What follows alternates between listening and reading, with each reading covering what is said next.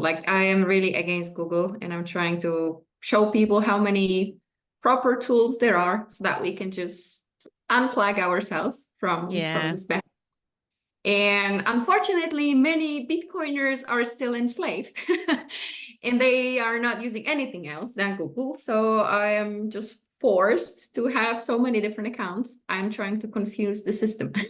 Yeah, I have the same actually. Yeah, the same issue. I mean, it's difficult because, I have looked at like other freedom techs and stuff and stuff that's less toxic, but it does become very difficult when everyone else is using that. So I would love to move off of Zoom, but there are hardly any like VC services, if any, that integrate with all of the calendar services. So if I Mm. want to automate my calendar, I have to by default have like really Zoom, and it's so much easier for me to book podcasts because I can just send Yeah, somebody a link and it automates the whole process. yeah. So I Got it. agree But with did you. you try the Calcom? I'm not saying that is like decentralized or encrypted or something, and this is the majority of the tools I'm trying to use, but at least you are unplugged from Google. So Mm, you're like decreasing the amount of their users. Second, yeah. super useful. Did you try it? Because I you haven't can I don't, to be honest, I don't use Google apart from when I need to. uh, So I have to use it for a lot of my freelance work because I do freelance marketing. So I have to use it for clients because I have to send them stuff. I have to but store try documents for them. Calcom because you can set up your availability there and then people can already book a meeting and then there's a meeting link. So you have like all in one. You have a calendar and then the online platform to have a video calls. What, so they have the video, do they? Yeah. And Oh, the quality is really good. Like this is what we are using on Bitcoin Film Fest since I don't know, half a year maybe. Calcom. oh, Yeah, okay. yeah, I can send you a link. Yeah. Oh, okay. Yeah, I'll take a look. Yeah. Yeah, I mean, with Google, I agree with you though, but it's so difficult. I mean, I do want to look at Proton, but Proton's challenge is that they're charging for storage, which I don't blame them because obviously they're not monetizing your data in the way that Google is. But I Yeah. think that's going to be a barrier to entry. But they do like file storage for like Google does now. I do have three different Proton accounts. So like one is paid, and that's why I have like quite a lot of space in Proton Mail and Calendar, and it's amazing. Yeah. But there's also free account. So if like for example you want to just give it a try, I think it's very fair. You are also like Yeah. protecting your It's a messaging, time and thing. I'm like, if I'm going to do it, I need to shift everything over there and I need to but do you it know one that minute you and never can do use. like the automatic schedule, like whatever. If for example you will just set up your account with Proton Mail, you Hmm. can move or all your incoming mails to Google automatically to Proton. So you don't need to log into Google at all. And then you can still read them in Proton. And if you like it, then you can upgrade your account. And it's pretty cool because you are supporting the project. So yeah, But then do it. Google knows your Proton email address, right? So it can Yeah, but they associate it. cannot access anything. No, no, no, I know, but it can associate it with your Proton identity then, right? That's that I'd have an issue with that. Um, Yeah. yeah. God, it's so complicated, isn't it? It's just I find it so irritating that we have to run all these circles around. Just like the default position should be you can't monetize my data. And it's just yeah. And I think every software service should let you have a trial period Oh before yeah. you buy it so that you can see if you like and say, look, we'll give you 2 weeks free or whatever. And then after that, you have to pay for the service. Because I find oftentimes as well, you go in, they immediately want a credit card, which I'm like, well, I don't want to give you my credit card details if I'm not planning on using it, even if I'm on a free trial. So I want to be able to test it first and make sure it does what I need it to do. And none of their like instruction pages are very helpful because I'm like, it's very simple. I need to do these things. Like I'm doing a course that kicks off next week, and I was looking for something which I think is like quite basic. So I was like, I need a service that will allow me to link the Zoom to it, that will allow people to sign up for courses, that has an RSVP thing so I know who's attending because they get an accreditation afterwards. So I need to be able to say to them afterwards, here's your certificate, and all of this kind of stuff. And I was going through so many different options. I was even like asking Chat GPT, and then it came up and it said, oh yeah, Eventbrite's got all of those functions. And I was like, okay, let me test it. So I did it on Eventbrite. I took about an hour to set everything up, and then I tested it and tried to sign up for it. And it would send me the X thing for the calendar, like the .ics, but it was just for the first session. So it let me do a series, but then it didn't Mm. actually download the whole series. So I had to use a different piece of software, which seems to have worked okay. But then I noticed like people had only registered for the first session. So I've been texting them this morning and going, did you know that like you only registered for the first session and not the other ones? I'm just checking because the email clearly says register for each session individually. So But it's you just see, like, this is so ridiculous and sometimes can be so annoying that we are wasting so much of our energy and time, like to do all these things. And yeah, sometimes even like your mood and your, let's say, natural vibrations, because you are getting angry, unnecessary.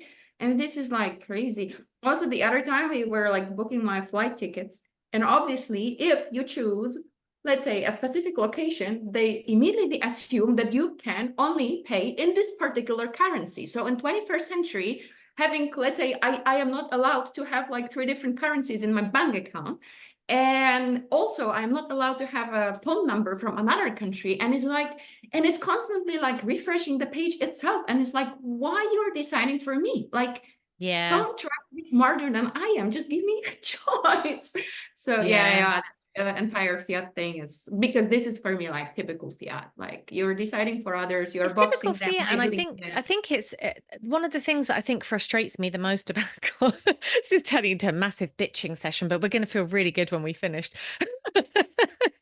Um, but one of the things that really bothers me is I just think, and this is like very much plays into the whole sovereign individual book, right? Like you have obviously national borders, and I get it. If you're providing a public service, like let's say road maintenance, sewers, whatever it might be, then I think it's valid to charge a service fee for that because you're providing people living on that land a Yeah. service, and that's totally fine, and I've no issue with that. But where I take issue with things is where let's call it a mafia because that's what it is, what the government is. So a mafia that, doesn't have any means of generating its own value needs to find a way to milk productive citizens of their funds. And they create this like self-perpetuating bureaucracy of things. I mean, Oh, stupid things like, to your point about crossing borders and everything else, it's like, oh, I sign up for Netflix in, let's say, North America, but I go and spend a weekend in Canada and now I can't watch my shows because the copyright's different. So then I have to circumvent it with a VPN because I'm paying for that service. And just because I'm out of the country, like if I yeah. had a VHS tape, I'd be able to take it with me and watch it where I Yeah. want. And it's the same thing with ebooks. I remember when I moved from the UK to the US, I didn't realize that when I switched my I forget if it was my Kindle, I think it was my Kindle account at the time I had a Kindle. Yeah, because All Amazon of my old has huge books. issues. Yeah, yeah, yeah, yeah. And I was like, hang on a minute. Like I've actually paid for that book. If I had the hard copy, I could have brought it Yeah, across borders. So what difference, like in God's name, does it make if it's a digital copy or a hard yeah. copy? Like, it's none, Yeah, right? yeah, yeah, yeah. But this is, I mean, this is probably, and I hope that one day we can meet, in person. I promise I will prepare 3 bottles of wine, candles, I was and just going to very say it'll be the comfortable wine. pillows to sit on. Yeah. Talking about our tech nightmares. But all these things, this is like, yeah, bureaucracy, unnecessary, let's say, roles and people working for this, so that there is this money flow. This is all so crazy. Like, if somebody doesn't get it, And I don't it stifles productivity. Like now we have all these people, like think of all the time to your point. I mean, when I like Calendly decided to stop, so I use a Mac primarily, and know. Calendly decided to stop supporting Mm, Mac calendar. So I think you can do it if you use the cloud, but I don't want to put my calendar information on the cloud. And so I couldn't I couldn't use Calendly anymore. mm. And I'd paid for a yearly subscription. I think I renewed, let's say in June, and in July they made this change. So I emailed them and I said, look, not being funny, but I've paid a year up front and I now can't use your service. And Yeah. you're like, I'm not able to get a refund. And And in the end, they said, oh, as a gesture of goodwill, this one time we'll give you a credit oh, and we'll downgrade you to the free version. So I'm waiting for the credit to hit my bank account to then email them and say to them, just cancel everything okay, that you have on me. at least they did it, because they could also Yeah. easily say, okay, sorry, this is not my problem. And I think we will be like heading towards the future where that's the case. We are currently in Denmark for Mm. like 3 weeks, renting an apartment, really not cheap, and the standard is not even amazing for the money. We do have some issue, and every day since 3 days we are calling them, and they are saying, yeah, we reported it. Okay, but I don't care if you reported, I need help. Like the fridge is not working, Third day I'm Yeah. without, and I report it. I cannot do anything more. So kind of like, I don't Oh my care. Yeah, I God. did my stuff. So it's like, yeah.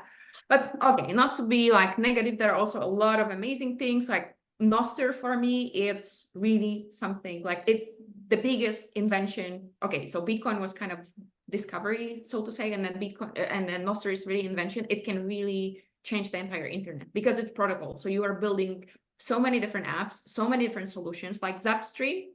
Sorry, Mm. not Zap Store. It's something like Google Play or iStore.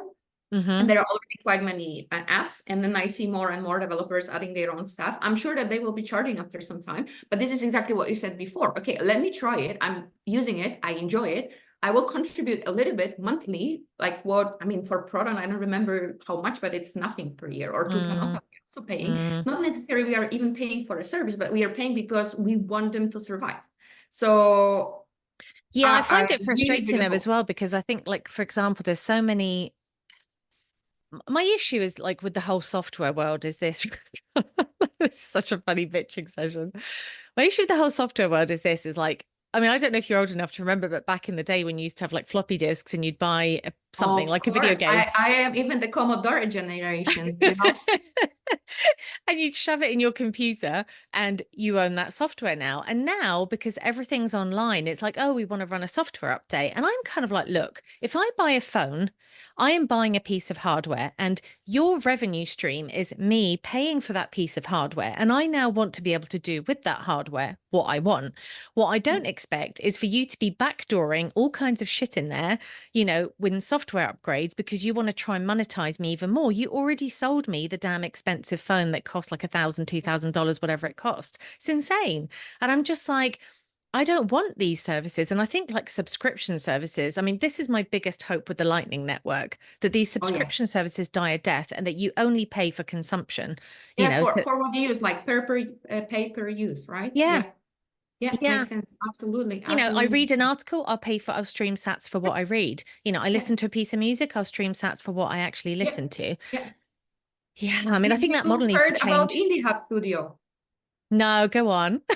So no, You're on because a this is roll. like, you know, I'm like anti Google, anti Netflix, anti Amazon, like all these, like I'm anti everything. But So I feel like they started off with good missions. They just get corrupted along the way. And this is the thing I yeah, think I hope probably, might. like you never know in between, if again some mafia came and say you have to do that, otherwise something, or Right. they didn't have, like, it's like conspiracy theories, like, you know, we could mind map it, but nevertheless it doesn't really We can work. mind Like, them up here. I don't like the way it works, and it's really like blocking the creators. So the Netflix killer is like the Indie Hub Studio. It's our friends, like Bitcoin Film Fest friends, so they actually launched for the second edition. I can also give you temporary access so that you can see how it works. So you are really paying for every second you watch. Even if you just watch like 3 seconds of a trailer, you are streaming sats. So the creator is Oh, getting wait, sats. this is Pierre's thing, Pierre Corbyn's thing. No. Oh, because he's kind of doing a similar thing with that, or he was when he first launched. What was it called before he changed name? It's Noster Eggs. He launched Noster Eggs and now it's Flash something. No, Um, Flash is like really no. So it's a little bit different. This one is like really Netflix or Amazon. It's like VOD. Movies, oh, you have okay. like movie series, shorts, even video content, like the music videos, sorry, like video clips. So it's different what Pierre was trying to do. So with Flash, they were testing on this Noster X. They were testing literally if you are having a plugin, because Flash you can connect to blogs, you can connect for like selling products and services. It's a super cool thing. You can also check it out. But also you Yeah, can I connect did. it I to did. I mean, Pierre Niños. actually Yeah. gave me a So demo. it's just like a plugin, but the Indie Hub is like literally a VOD streaming platform. And actually, yeah, it's a super cool thing. So I don't want to talk about it right now. I can also connect you with Zach if you're interested, though he's a man, but a super cool guy, and the vision of all these things. Yeah. And I will give you You're access. You can so see how it funny. looks. Although he's a man. I know, dare he? So these days you never know. My husband is like, you know, so he's from Turkey. He's not Muslim, but he's from Turkey, right? So officially, when somebody looks at him and if they see one of his passports, they can say, okay, he's Muslim, right? Again, label. Second, he's a man. So he always says if somebody will have a problem with him as a man, he will say, I identify myself as a woman, plus I'm Muslim. So it's like two things already they should be very careful with, because, you know, they can be sexist, they can be like racist, they can be like, I don't know how to say if somebody is discriminating religion. So he's like, I need to The find also something minefield. else. So yeah. Oh my, yeah. Oh, that's so funny. That reminds me of that thing that Zuby did, you know, where that musician slash, like, I don't know, podcaster, I guess. So he does a Oh whole yeah, bunch of Zuby, stuff. yeah, cool When guy. he I was don't know. lifting the he kind of, I think he kind of got famous on the Twitter sphere. I think this was what kicked it off. He was lifting this big heavy weight, and then he was like, I smashed the women's world record without even trying. And then he's like, I identify as a woman today, by the way, you bigot. This I haven't seen, but I know the guy. Yeah, like It's a I know. historic one. I think it's from like 2-3 years ago, but you should go find the tweet. It's really funny, actually. He just like the way he does it is just so funny, you know. It's Yeah, then I need to, yeah. or if you find it, then send me as well. Then yeah, if you have it found. Yeah, If I not, will. I try. will. Yeah. So, anyways, now that we put the world to rights, the digital world to rights, nice to chat to you again. And you have got a new project underway. So our original conversation was all about the film fest, obviously, because that was kicking off and that was awesome. And you have now shifted your focus to a new project for kids. So do you want to tell people like what Bitcoin Junior Club is, and then we can talk about what you're going to be doing in El Salvador as well? Oh wow, yeah, amazing. Thank you. Just one thing, not shifted, split. And actually, yeah, like hyperactive brain, I can say. So there are like I'd many never different have buckets in my guessed. brain. So I didn't shifted anything. I'm still like Bitcoin Film Fest. Yeah, we are actually doing some work behind the stage, let's say, already thinking and preparing for next year. But yeah, Bitcoin Junior Club. So this is actually something I had in my mind for probably a couple of years. Like I'm traveling different places, like usually in Europe, but we are staying in like different houses, different apartments. So I just thought how to orange peel people in a very soft way. So I'm, let's say, a creative person, and I work a lot. So in the evenings, I just started doing this like creative pages for kids. It relaxes me a lot. So then I was printing these things and I was giving it usually to our host children.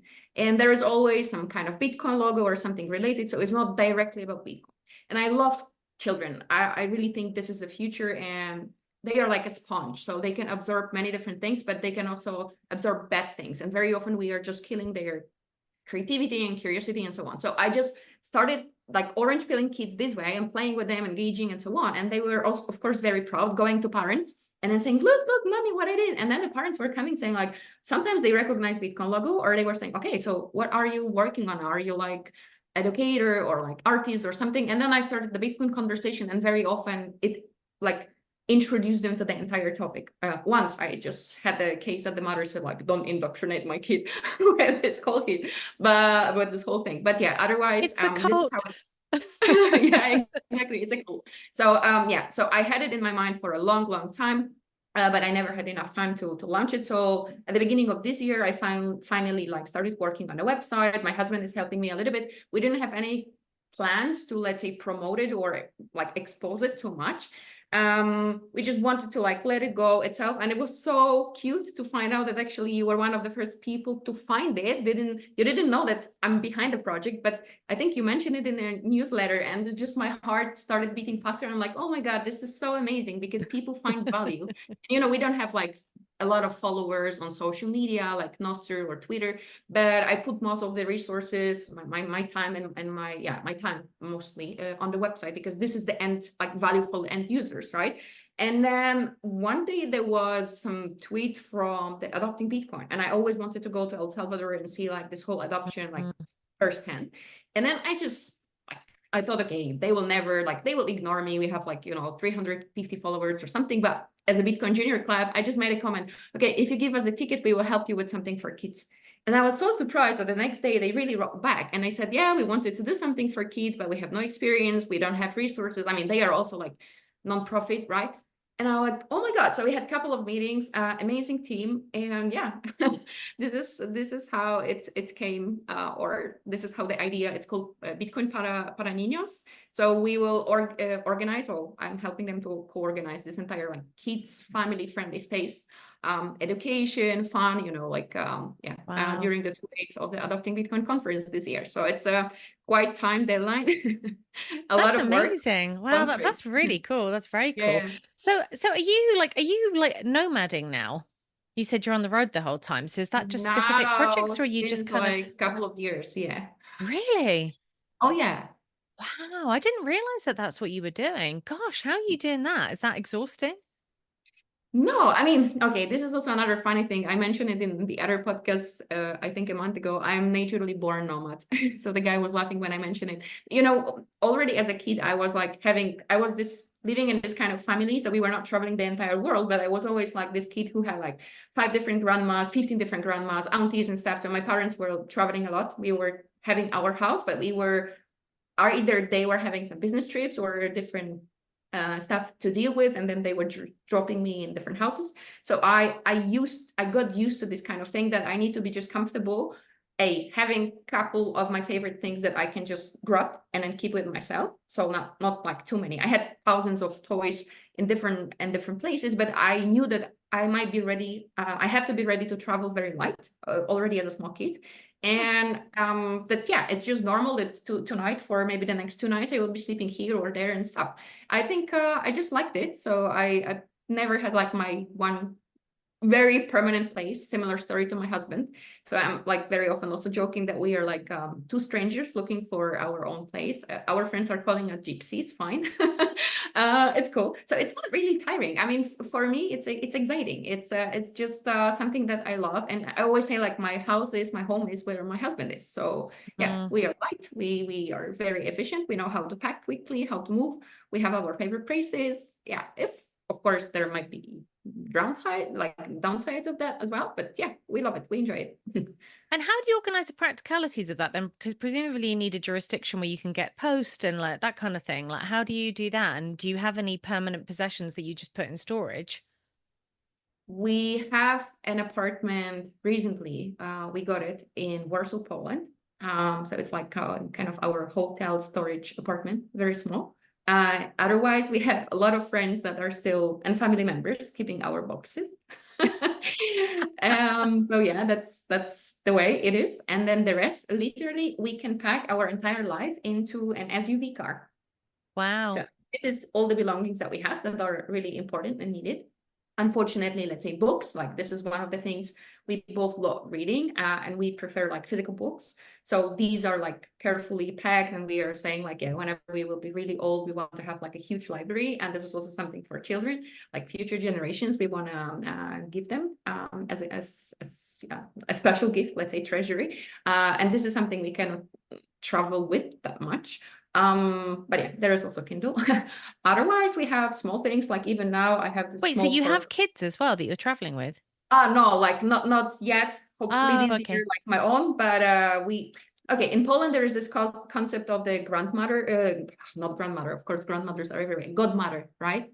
You know Oh, it. okay. So it really works. So I have four kids, and then so it really sometimes comes with responsibilities. So in my case, that's really the case. And then we have also a teenager from my husband's side. Yeah, it's a complicated story, but yeah, we do have also a teenager that sometimes we are taking care of. So we don't have yet our own children 24 hours with us, but quite often we do have. Oh, that's so funny. Wow, I didn't Yeah. know that. I didn't know that that was a cultural thing in Poland. That's actually quite nice. That's quite sweet that like Oh kids yeah, this have is a like, broader of course, it network. depends.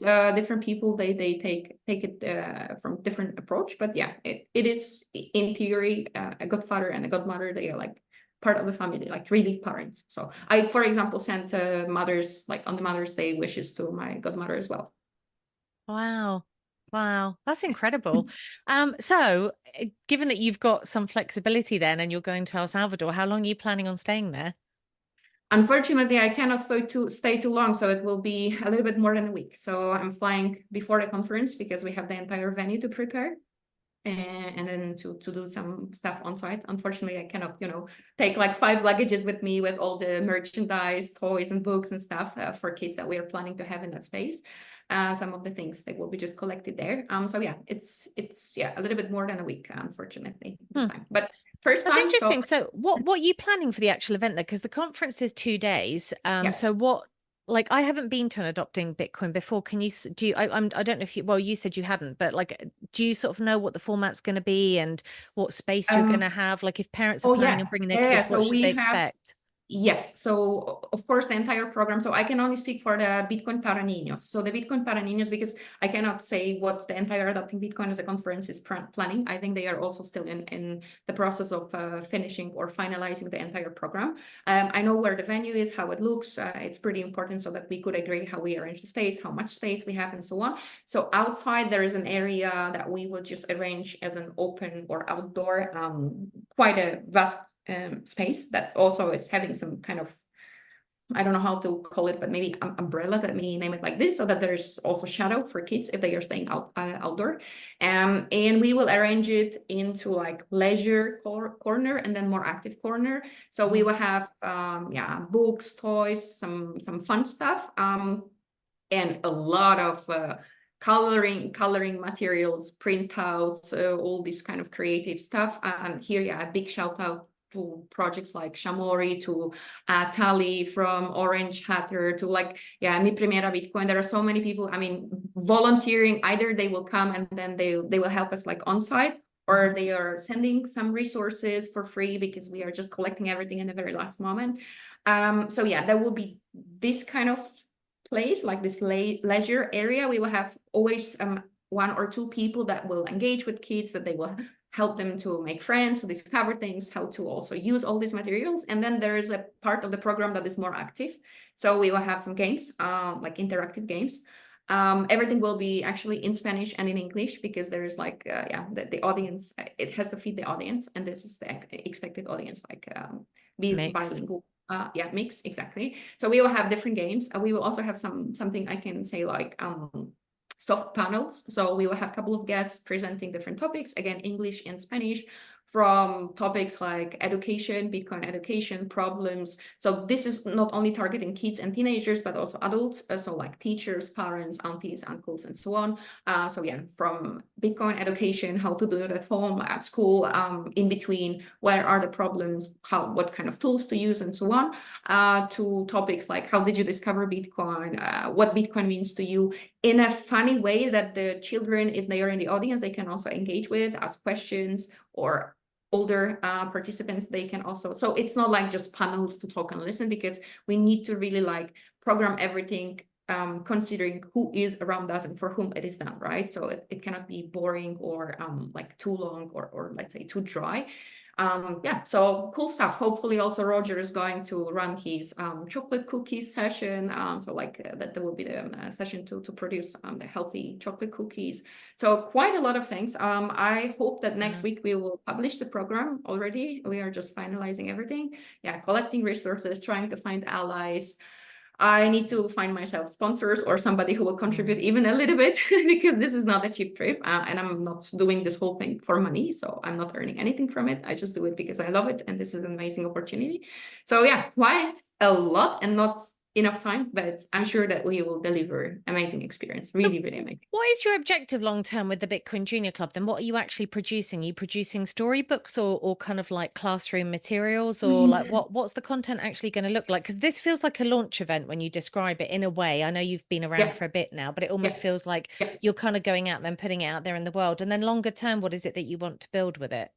Actually, there are a few angles. So I don't see it as my, let's say, as the main project that I will probably be running like only and 100% of my time. This is not like something I want to earn for a living. This is probably something, if it grows enough, I will be hiring people or looking for some hands and hats to help. But from the very beginning, it has like different areas. So first of all, it is, and already it works this way, it's a hub. So I do produce some of the content myself, as this printables, coloring pages. There is a book that I also made, but I just need to rework it, polish it, and then publish.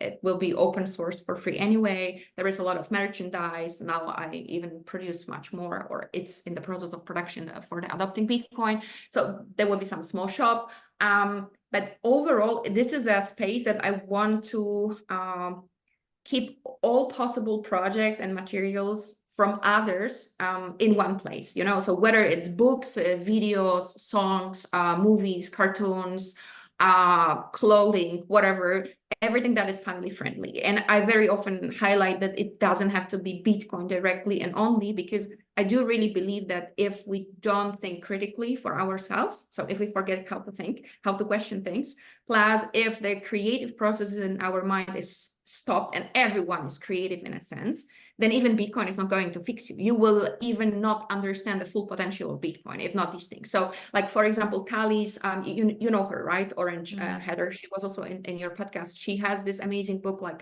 Flowers for Mom, where she doesn't mention Bitcoin at all. Actually, this book is for everyone who is listening for I the next interviewed her again. Actually, I had both her and her daughter Brianna on because Brianna did the art amazing. for it, which is amazing. Actually, I mean, the whole project is just incredible. But And I you looked at the see, book and I was like, the book is amazing. I mean, it's you know, actually a it's really now great book.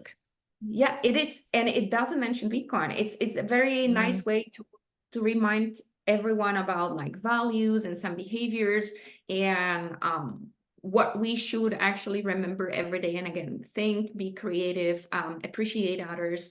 So you can also say like, what's Bitcoin, what's not? It is on the Bitcoin ethos, right? It's promoting like values that Bitcoiners share. So this entire website that I'm building or putting all together will, for example, so to say, quote unquote, promote these kind of projects. So literally it is a place that whether you are a parent or an adult who has, like an auntie, you can find all things Bitcoin and creative thinking in there in different categories. And this is already in there. I think I have around maybe 40 pages at least on the website. So a lot, and I have a huge database just to spend a couple of nights extra to build it. To add more resources. I will be, as I mentioned before, producing a little bit more of my own stuff, but it will never be a main focus. Additionally, I wanted to serve as well as a platform for others. So let's say you are an auntie and you are orange peeling your nephews and nieces, or you know that there are some nice resources or you have some experience you would like to share. So you don't need to launch your own website. Or maybe you don't have writing skills, or maybe you have writing skills, but you don't have creatives. I love doing all these kind of things. And luckily, I'm not like an expert in any, but I can, let's say, put these things quite quickly together. So you come to me, you tell what you want to share, and I do it for you. The same for teenagers, right? They will obviously not build their own websites, each and single of them. So even if they have a website, I can just aggregate these things and put snippet or the entire like summary or whatever on the website.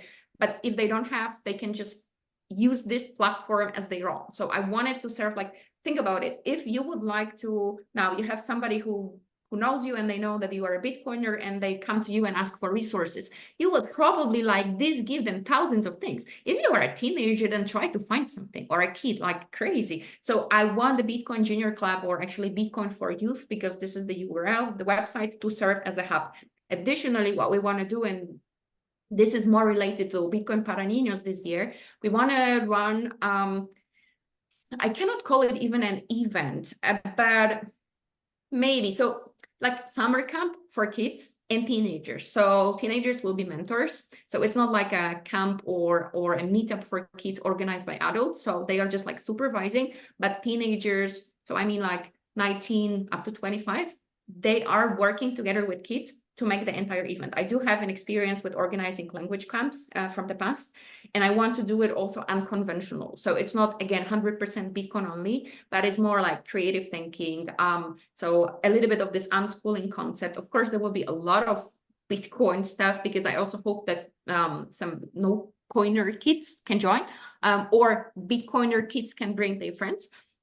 So there will be a lot of, as Montoya said, propaganda, Bitcoin propaganda.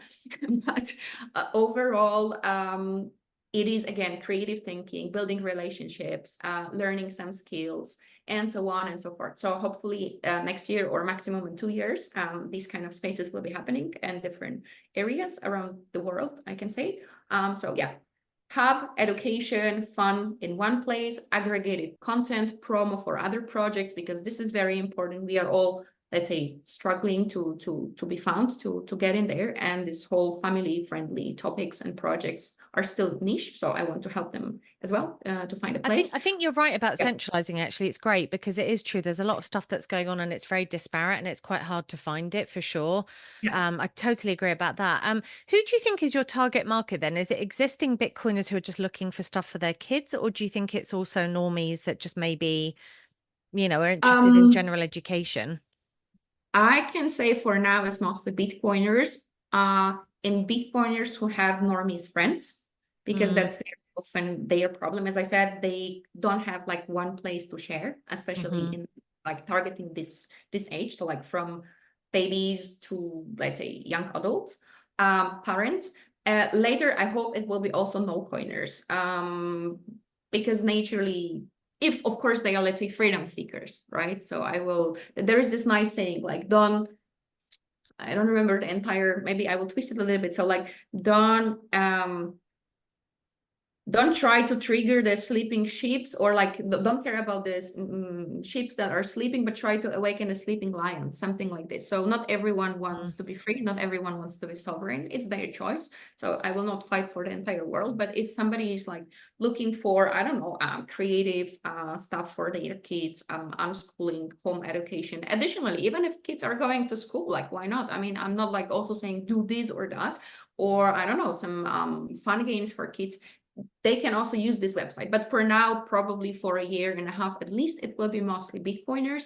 And I know that Bitcoiners, especially younger Bitcoiners, they have a lot of normie friends, and they want to have place that they will, share with others. And it's not, also, I wouldn't call it centralized, because when you ask me like how I'm going to run this project later, and I mentioned maybe when it's big enough, I will not work on it myself. So it will be a space that couple of other people will be granted the access, so they will run it. So it will be completely decentralized.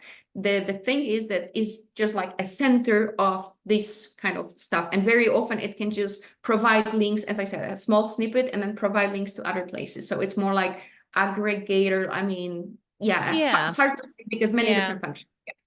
Yeah, I mean, I guess it's a kind of I don't exactly say curated, but it is. It's almost like Bitcoin resources curated for kids and families. Yeah, exactly. With kids. So there's like curated content, originals, reviews, previews, and then the content that is generated by parents, kids, teenagers. Yeah.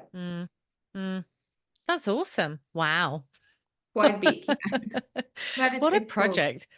Yeah, that's really amazing. Then I think it's great, and it's very, very much needed. I'm curious about your thoughts then, just generally about the ecosystem at this point, because it's funny. I mean, I'm in the midst of writing a book about Bitcoin, actually, like with a focus on women. Yeah, and I have several friends who've either just recently written books or wrote books. I have another friend who's just written a kid's book, so she'd sent me the draft the other day to read through and like provide commentary on, and it's good. It's very good. And it just strikes me as quite interesting, because I see that there are a lot of women now putting out like content and doing stuff. So where do you kind of see this journey right now? Because it feels like we're in another epoch, maybe. Oh yeah, definitely. I mean, it's a fifth epoch, right? So we entered a new one just recently in April. It is, I mean, it is incredible. I can only speak from my own experience. So let's say from around 2017, when I was like really all in the block size wars, like no really lightning network, not that many merchants, or they were there struggling with the on-chain transaction, but a completely different world, mostly men, geeks, like, and then now we have this entire culture. So yeah, I see it as some kind of stages. So let's say with Bitcoin Film Fest, just to refer again to that project. So we started like around 2 years ago, right? There was already quite a lot of this independent filmmakers. We just created a space, again, a hub for them, a tool that they can use it and then be more exposed and visible and reach out more people. Then what came? Music. And I think it will still have its boom. More creative content when it comes to writing, less technical, less tech oriented than art. I mean, this is amazing. There is so many artists. We are talking physical art, and I hope that soon there will be more art that is not directly again showing Bitcoin logo, but it will be just like very artistic expression of freedom, whoever and however they want to present their talent. Then it's fiction. There are also like fiction books, and more and more and more. There's this 21 Futures project. They will be launching a second edition of a book. Crazy. Yeah, a couple of other books. So actually, I have another friend as well that wrote a series of fiction, but he's actually a school teacher in his normie life, and he's written a series of books for, It's called something Shadow, I think, but he's written he's written it under pseudonym, so I won't say his real name, but he's basically created this series of books for teenagers, and it's like a comic strip. It's like almost like a kind of Marvel comic type book. But I Amazing. think, If you can later send me the links, it will be great because we can also put yeah, it on. and I think it might be, I think if I remember rightly, God, I need to refresh my memory of this, but I think it might be a bit like a choose your own adventure. So every decision that the kids make in this book, which is somehow based around like Bitcoin themes, it takes you to a different page, and then it changes your journey depending on the decision you make. That's I amazing. think, yeah, I think I have to check if that's the book, but I'm pretty sure if I remember when he told me about it, that that's what it was. But yes, I mean, there's like all this, you're right, like this Yeah, explosion of exactly. And then now creativity. we have the wave of family. So in Madeira, there was the first time from what I can recall or I'm aware of that the first kind of like stage dedicated to kids, for kids, run by Mm. kids. And in April, we did it with Bitcoin Film Fest Halving Party. We also did mostly the Sunday was dedicated for kids and run or co-organized by kids. There were recently a couple of events in the US as well. Prague also did something small. Look, now El Salvador is putting, even on the almost like last moment, a very decent space for families and kids. I think this is like a fresh, very fresh wave starting. Women, female kind of thing. I am aware of that since like around a year or so. And I think it's also fresh, but getting more dynamic. And it's great. And it's really like, it gives me a lot of hope. And I hope that these things will strengthen, they will connect, and collaborate, because even like bringing the example of film and music. So look, you need to have music composers and music to make movies, right? So for now, it's still not happening quite often. Unfortunately, it's not happening that the Bitcoiners doing their movies are not using the existing Bitcoin, let's say, or Bitcoiners musician like soundtracks. But I guess in the future it will happen because we are building a parallel world. Like, it's incredible. So all these things, I hope that they will merge. It's very, very, very fresh, very, very early. But yeah, there are fresh things like female content. What do you Yeah. think then from a societal perspective? Because I reposted somebody's tweet and I can't remember who tweeted this, but it was to reference your earlier point. It was a very similar kind of point where it was like what most people don't realize is that the majority of the population wants to basically be controlled and safe and live in a box and eat bugs and want like a semi-plausible explanation as to why that's happening, and that's kind of their comfort level. And when you talk about building a parallel culture, that sort of implies that there's almost like a societal split. So we talk a lot about hyper Bitcoinization, which means like mass Bitcoin adoption. Yeah. But that might be very different to a segment of society that goes off in one direction, and then the other segment that's still kind of attached to the fiat government system and the fiat monetary system and doesn't want this thing to end. So, like, when you look at the ecosystem globally now, where do you think this is going to go? Like, what's your sense from a societal standpoint? To be honest, I have no idea. And I sometimes try to think about it, but I avoid because I don't want to start building stories in my mind that are too abstract or either too utopian or too dystopian. We don't know. Everything is happening dynamically, unfortunately, and this is what I do believe in. We will have a couple of ugly accidents around us because when something is dying, when somebody is droning, it's trying to pull you down. So it can impact a lot of things. It can trigger more people to wake up and to, so to say, unplug themselves from the matrix mentally and to join this kind of like freedom movement. But it can make them even more enslaved. We don't know. We also don't know how the Bitcoinized world is going to look like. Like I always or very often use this analogy to using a car. So a car is a tool. It serves you to move from one place to another. Not everyone is interested in cars. Not everyone cares which car they are driving, whether blue or red. No, sorry, it's about the brand, but it's That depends if sometimes you're it's male or like, female. If you're a what woman, kind you of car do care you about the have? color. Blue. If you're a Yeah. man, you care about the brand. Yeah. But there are also people who are passionate, and there are also people who understand better how it works, how the engine is built, and so on. I think Bitcoin can work for different people in a similar way. For some, it will be, and it's already working. All these developing countries where they have no idea about Bitcoin as freedom, as decentralization, they don't, so to say, care, but it works for them as money. And this is the only money they ever experience in their life. And this is amazing. It's changing their life. So this is a tool for them. Whether they will spend some time and energy to learn more, to like, jump down the rabbit hole and explore, It's not me to judge. It's not, I honestly have too many things to do to let's say be interested in that, but they use it as a tool. Some people will probably naturally use it as a tool because it just exists, it's there, they will not care about anything else.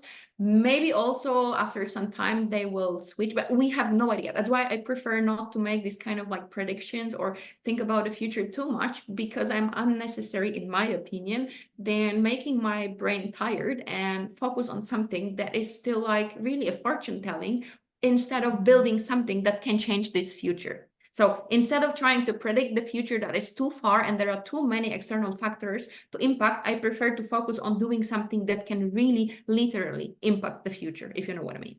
Yeah. Yeah.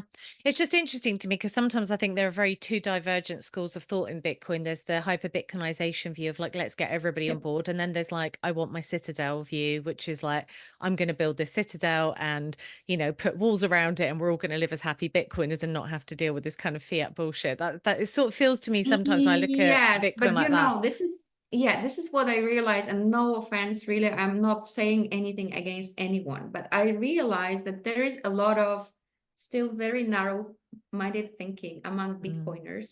Not necessarily they have bad intention, but they are like really classifying their thoughts and repeating some kind of cliches, and they are sometimes too stuck to this kind of narratives. And for me, personally, Are not you everyone. talking about the gym pictures and the steak pictures here? Yeah, for example, yes, exactly. Or you have to eat meat like 100% carnivore, or no, actually, we need to be purely natural and eat only vegetables. Like, let me decide. That's why I believe that we need to think for ourselves. And what I, on the other hand, appreciate that the Bitcoin community is still, so even though quite often people are like, narrow-minded in their choices and in what they believe and they repeat, so they are kind of biased, so to say. Still they are completely different, let's say, than people in the fiat world, because they don't attack each other. So a Bitcoiner, vegetarian and carnivore can sit at the same table and still have because they have similar values, they have common topics, they will not attack each other. So it's not like You that they haven't are spent enough time on Twitter, I feel like. I am recently spending more time on Nostr privately. On Twitter, I'm spending a lot of time, but from 3 projects at least. So I'm just like, you know, having a, again, narrow kind of point of view. But Yeah. yeah, so critical thinking is important. Like, let me decide and let me think and say what I want. Don't judge me. Don't try to impose your opinions. If you want to share them and if you want to inspire me, great. But don't repeat, because this is also like fiat, right? Like, you are kind of like trying to say that you are freedom oriented, that you unplug yourself from the matrix, but still you're repeating some kind of cliches. Who knows? You can say that this is the future you want. This is the future you are building. You will have your own citadel, but don't say that this is how the future is going to look like. You don't know. And Bitcoin also doesn't care, to be honest. It will Yes. keep running.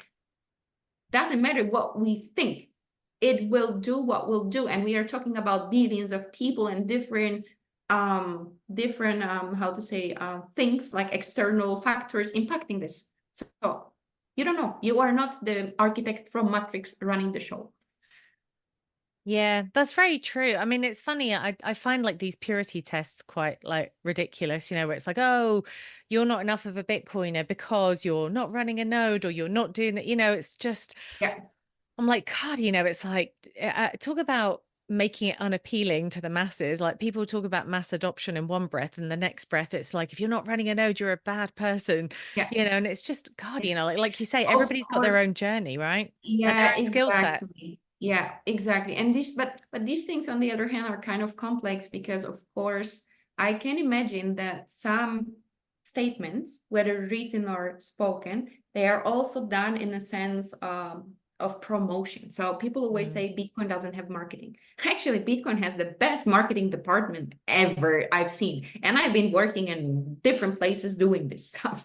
The best, because we are promoting it like from different angles in a more natural way, sometimes also forced way. So I can imagine that some of these statements are done maybe a little bit Clickbait, you mean? controversial or hard, yeah, to like kind of promote, to remind people, because you don't know who will be the recipient. So if you are saying quite often, maybe this is the image you want to build, or this is your personality. When you say, yeah, you're a bad guy because you don't run your node, the message is, okay, node runners are the very important people for Bitcoin to survive. If there's no node runners, we will be in trouble. But there is a difference between being kind of toxic and telling somebody, oh, I don't think you are a true Bitcoiner because you said this, or you read this book, or you follow this, or in this sense. And I'm like ignoring these people, thinking inside my head, well, you just proved me that you are not a Bitcoiner to me, because you are like attacking me and you are not giving me enough freedom to be myself. But if somebody's, so you know what I mean? It's like everything is complex. Life is complex. Like our reality is complex. So some of these things can be done on purpose. Some of these things are done not really consciously. And some of these things then are toxic. And these I'm just personally trying to ignore. Yeah, that's a very good plan. Trying doesn't mean that, you know, it always works, but yeah, do your best. So I'm curious because I haven't been to El Salvador yet. So I'm very curious, in the spirit of what you've just said about not trying to overthink things, but do you have any expectations? Like, what do you imagine it's going to be like? To be honest, in this particular moment, not. If you would ask me a month or 2, 3 months ago, a year ago, yes. When my focus was like, yeah, country which I want to visit, I want to explore. Now I have so many things in my mind, and I really mean it, that my expectations are make this event happen, make it exciting and valuable for visitors before communicated to as many people as possible. It is happening in an amazing country. I'm curious about whether I will have enough place to experience it. I don't know. And to be honest, I don't really mind because I go there with the mission. So now this is like a little bit of a joke, of course, like half, like, you know, semi-joke, semi being serious. But yeah, I am honestly, especially after watching the Forging a Country from Jessica Solche, and then Juan, who was also my friend, and he's Salvadorian, he interviewed her. And I've been also talking to a friend of mine, close friend, who is a writer, and he is a big fan of Jessica, and he had like mixed feelings about this production. And then later he said, okay, I actually got it. So I was thinking about it a lot. And there is a lot of critics as well. So I believe not to judge anyone. I can see things there that are darker and not as shiny as they are presented to us, but I don't mind. For me, what this nation achieved already, it's incredible. This is really like a milestone for the entire humanity. A small country, always oppressed by others, by the entire system, by so many institutions, IMF, their neighbors, so many people without any hopes, dreams, chances, escaping. And then I am not a big fan of politicians, but finally Bukele is somebody who is doing what, if we have a political system, doing what I believe they should be doing instead of being mafia. The guy is really serving his nation. We, of course, don't know what will happen after 5 years of this presidency, right? We don't know. Great example of Turkey, that was Ataturk, and after that, well, look what's happening with the country right now. So we don't know. And what I'm just trying to say is it's already a country. It doesn't matter if I will see something that I don't like or that will disappoint me. I don't mind. What they already achieved is incredible. I'm sure that there are a lot of things that have to be fixed, but they are really forging a country from zero, from the beginning. They already have freedom. They have safety. You like, for me, thinking about it, you couldn't leave your house, or maybe you don't want to have kids because you know that either they will be murdered. I will not even like talk to dark things because I don't know who is going to watch it. We started talking about kids event, family event. So you know what I mean? Like, you are, if you don't have the basic freedom and you don't feel safe, you are actually a zombie, not a human being. This is the most important thing. So they got this thing back. Now, safety and security. Second, they are building the economy built on the sound money. And this thing is very difficult to stop. Their GDP is growing. There is tourists, whether there will be negative consequences, I don't know. Again, I don't really mind. Let people decide. They are starting from zero, rebuilding everything. So I don't want to judge them.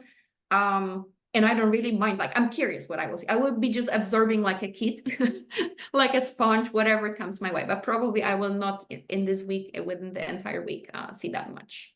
I Yeah. find it really interesting that the country is called El Salvador, the savior. I find that so like Yes. weird. That makes me feel like I am living in a simulation and I'm like something's not like quite normal. We are But all it is living in a odd. simulation, right? Yeah. Yeah. Yeah. Yeah. I You never tend to know. agree with that. But Yeah. yeah, okay, well, cool. Well, maybe when you've done the event and you've seen the country, come back on and you can tell us what it was like. And Firsthand. Yes. I can be yeah. recording secretly. Yeah. Yeah. Exactly. I don't think you need to record secret. I do find it funny though that like a lot of people I know that live there, it's like they are marketing the country. They're like, oh, everything's so great in El Salvador. And I'm like, if it's that great, you don't need to do all these promo videos. People will just come there. Yeah. If anything, Yeah. it'll be word of mouth. But it is interesting that you've got companies like Google setting up, sorry, I know not your favorite company, but you know, setting up offices there, and you've got like, you know, these incentives to bring tech founders in there and create innovation. So it'd be really interesting to watch its trajectory. Yeah. And it's very interesting to watch the sort of parasitic fiat systems immune reaction to like, I mean, when the IMF lady, what was her name? Is it Janet Kozak or something, who was saying about how they're trying to basically coerce them to not use Bitcoin and not be so pro Yeah, Bitcoin. because And Bukele is a dictator. This is what Jessica used in the beginning of the documentary. So it's like new film by Jessica Solche, a film about the coolest world's dictator or something. So, you know, but just Salvador is just one example. Think Guatemala, Honduras. There is another cool event, and what Maya is trying to do with Suriname. I mean, there will be, and this is what I'm so happy about, that it's not anymore these huge countries that are the rulers. mhm. Now it's time for the small countries, and maybe we will end up just talking about future in this, again, kind of like independent cities, because if we have the freedom of movement, it will not be about these huge countries that actually is very difficult to run, and then one way or another, maybe naturally they will end up having bureaucracy, right, and too many leaders. Maybe we should be organizing ourselves in smaller communities or smaller countries. So this is first thing. But second, looking at El Salvador was the one who stood up and said, no, enough bullies, we can handle. And then others are trying to replicate, learn, do, improve. This is amazing. So yeah. Yeah, it is amazing. I definitely think, I mean, it's interesting because I hear so many different perspectives on this. So like from an economic standpoint, I think, you know, the world is definitely going to decentralize. I have a friend who's like very into astrology, and she's constantly telling me about how all of the planetary movements are moving towards like self-sovereignty, decentralization, Oh, you know, really? power structures coming. Yeah, But it's apparently good. she's been saying this to me for like over a year. So I'm like, I just find it quite amusing because I don't really buy into the astrology stuff, but I sort of sit there and I go, but maybe, because like this is kind of weird because it does sort of jive with what's actually happening. So yeah, I don't know. I think it'd be really fascinating. We're living through a very fascinating time, Yeah, if not, you definitely. know, very disruptive and very stressful. But yeah, I think it's great to be a Bitcoiner, I think, and great to be a part of this kind of human flourishing, we hope. It's great to be aware of these things. Yeah. So Yeah. many people are not aware at all, but it's their choice, they like. Well, thank you so much for coming back on, Alexa. I really, so the name Alexa is like now on the show. It's on Okay, your so it's on your like your Alexa, assistant. okay, then you should be Uh, asking questions differently. Then you should be saying like, Alexa, tell me, you see, you did the wrong thing. Then I will be like, let's uh, say I will be more efficient answering questions. So you're just confusing me. If you were just saying Alexa. Alexa's gone rogue. Yeah. All right. Well, Yeah, thank you thank so you very much. much as well. Yeah, I mean, it's been great, and best of luck with your trip. Take lots of pictures. Please post lots of stuff on social media. We're dying to see I it, will. and yeah, I look forward to hearing all about it when you get back. Yeah, thank you very, very much. So, yes.